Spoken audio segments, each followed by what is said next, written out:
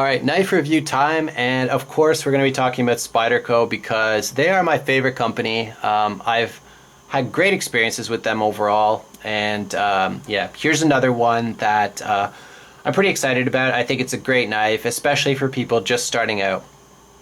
This is the Spyderco Persistence, of course, part of the high value lineup, the Tenacious family, if you will. Produced overseas in China. They all feature the 8CR13 MOV, G10, full steel liners. That pretty much sums it up, the commonalities. Somebody commented on one of my videos, actually today I think it was, that they don't like Spydercos. They find that the Spyder hole is kind of evil looking, was the terminology they used. And that's totally cool. I welcome different opinions, and I know that this is not the #1 brand for everyone. People start into the knife world in lots of different ways. I started out with Spyderco, so I'm going to keep going back there. It's sort of my benchmark, and I mean, I have yet to see anyone who really surpasses that in terms of the value, the quality, and the variety that you can get. So yeah, like for me, Spydercos don't look evil at all, but I mean, knives in general don't look evil to me because I collect knives and carry them every day. But I can see how some do, I mean, like some cold steel knives, for example, are very tactical, and I can see why people would, be scared of those and stuff. But I've always thought Spydercos were kind of elegant, and I like the Spyder hole. I think it's like kind of a cute feature, actually. So anyways, let's talk more about this knife. I've been carrying this for a couple weeks now. Probably this is my 3rd straight week, I think, of only carrying this knife. I made myself a deal that when I'm going to review a knife, I'm really going to carry it a lot and use it a lot, so that when it comes time to do the review, I've got some experience to back it up, and I can talk about what it's like to carry it, how it performs, that sort of thing. So without further ado, let me share my thoughts on this knife.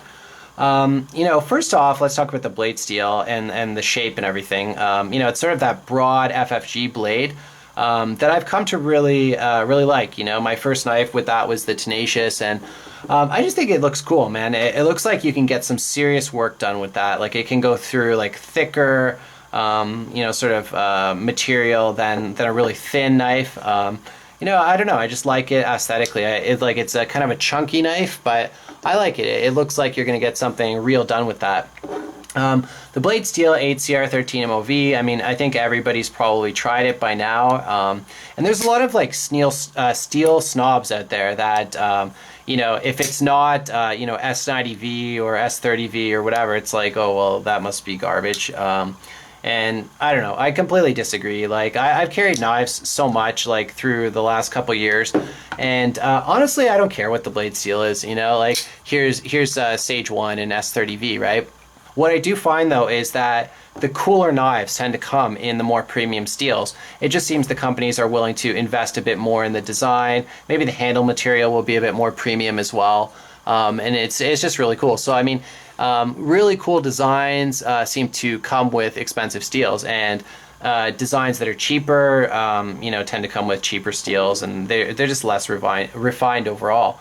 But not so actually with the Tenacious family. I feel like the ergonomics are really like outstanding.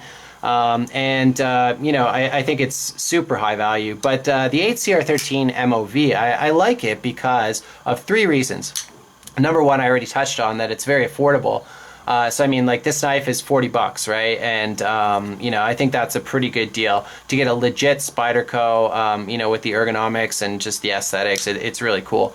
So the price is the first thing, of course, because I'm a value guy. And second to that is I can get 8CR13 MOV super duper sharp, like incredibly sharp, where you can push cut through like really thin paper. S30V, I'm not a great sharpener. Like, I mean, I've got the Sharp Maker, and I've played around a bit, but I just find that, when I do the same, actions in sharpening with both these knives, I'm going to get this one a lot sharper, a lot easier. So it's really easy to sharpen, and it gets super sharp. So that's why I like it. I mean, a lot of knives that feature like cheaper steels, the designs just aren't there, but not so with this knife. I think the design is really cool as well. So I have had to sharpen it a few times over the last few weeks, probably once a week on average. But it's, you know, if you like sharpening, if it's something you're good at, or, you know, you don't consider it a chore really, no big deal, right? Just chill out, watch something on YouTube maybe, like a knife review, and sharpen your blade, right? It's all good. Okay, in terms of opening, you know, it's very fast. I can do it with both hands, super fast, and manipulate it. And, you know, not only is it fast to open, it's also fast to close, right? So both good things. You know, it's a liner lock in there, and it's a nice thick liner lock actually as they go. I'll show you up here against the Sage, and I mean, you can see the liners are thicker for sure, as is the lock. So some people express sort of a bit of doubt about the strength of liner locks, and I mean, you've seen probably videos of like spine wax and stuff, and you know, failures, and yeah, whatever, any lock can fail. But I personally have no problem at all with liner locks. I quite like them actually. So yeah, the lock's cool. The liners are skeletonized to save a little bit of weight. All good. The pocket clip is pretty cool actually. I don't mind this at all. It's sort of that standard Spyderco pocket clip. And do these guys know how to do pocket clips? Yes, they do. I've never had a Spyderco knife that I was like, oh, this sucks to carry it. You know, the clip is whacked or whatever. Like, generally speaking, I think their clips are really good, you know. I'll throw in the Delica here as well so you can check that out. You know, all these clips on the table, they might not be home runs, but they're not striking out either. They're all really good. In terms of carrying this knife, like the weight is pretty reasonable. It's like 3.5 ounces or something like that, maybe 3.7. It's in the ballpark for sure, and the overall size of this knife I think is pretty outstanding. You know, not too big, not too small. You know, all these knives I'm showing you right here, you know, Sage, Persistence, Delica, I think that these are all kind of in the same size range, and you know, they're EDC knives. They're not freakishly small. They're big enough to get some work done. You know what I'm saying? So, I mean, I've been carrying this for a few weeks now, and I mean, carrying is a big part of it for me. If it's not good to carry, if it's too heavy, if it's awkward, whatever, I'm not going to like it. It's going to get left at home. And I can honestly say that this is sort of hitting the sweet spot in so many different areas. You know, you can get some work done with it. It's big enough, you know, and it's easy to carry. It's not too heavy, right?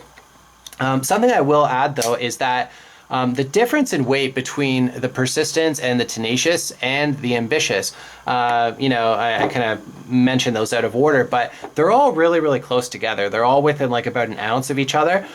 So if you're looking for like a really efficient like blade length to weight ratio, I think it's probably going to be the best in the Tenacious.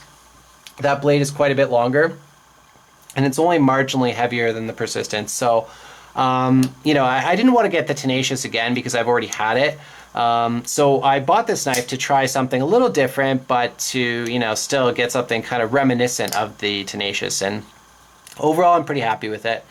It's really easy to take apart. You know, you just need the Torx screws, of course, but I've taken knives apart before and like felt like very challenged, so we say, to get them back together. But this is not one of those knives. You can take this apart, put it back together like as many times as you want to. There's no like really small pieces that are gonna go flying or whatever. It's just, it's a really simple design. That's what I like about the liner lock. It's like even from the outside, you can see exactly how that lock works. Whereas something like an Axis lock, there's some small pieces in there, you know, like fragile little springs and whatnot. And you know, if you disassemble it, maybe you won't have such an easy time getting it back together. Maybe you'll have to send it back to the company, which I have had to do. How you doing? But anyways, really like it, just how simple it is. But yeah, my impressions after a month, why I like this knife, like I'll just sum it up for you, you know. Number one, it's a Spyderco. Number two, it's you know, like a perfect size for EDC, not too big, not too small. Number three, super high value, you know. The price of Spyderco knives seems to be climbing a little bit where I am. You know, this knife here is about 130 bucks. I think I paid a bit less for it when I got it. Delica, 60, or no, maybe it's like $70 now. Yeah, 70 bucks where I am for this. And this is about 40, right? So if you want to get into Spyderco, period, you know, not a bird knife, because some people don't dig that. But if you want to get a real Spyderco, this is pretty much as cheap as you're going to get. And for that 40 bucks, you get something pretty awesome. There's not a lot of knives out there that are going to beat that in terms of just the aesthetics, the ergonomics, the quality. You know, it's all good. Spyderco is awesome. And this is a great entry point into the Spyderco lineup.